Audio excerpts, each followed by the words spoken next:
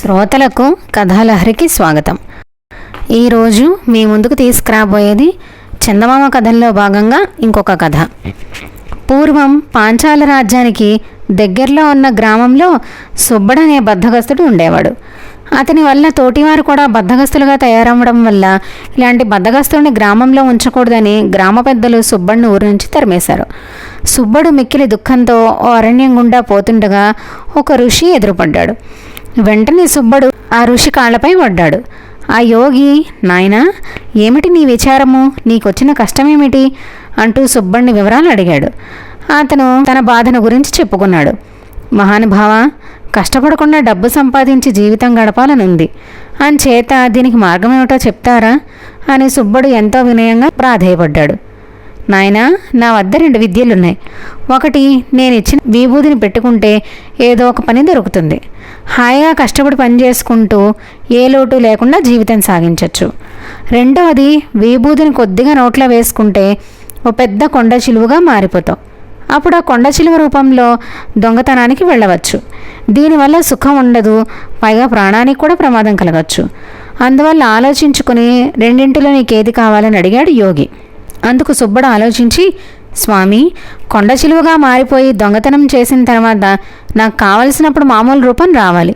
నేను సర్పరూపంలో ఉన్నప్పుడు కత్తులతో కానీ, కర్రలతో కానీ, తుపాకులతో కానీ చావకూడదు. ఆ విధంగా విభూతిని మంత్రించి ఇవ్వండి అన్నాడు సుబ్బడు. సరే, నీ ఇష్టం.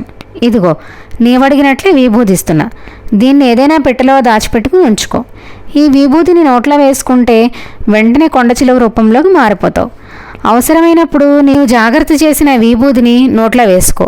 నీవు సర్పరూపంలో ఉన్నప్పుడు మామూలుగా మాట్లాడచ్చు అంటూ మంత్రించిన విభూతిని ఇచ్చి వెళ్ళాడు ఆ యోగి.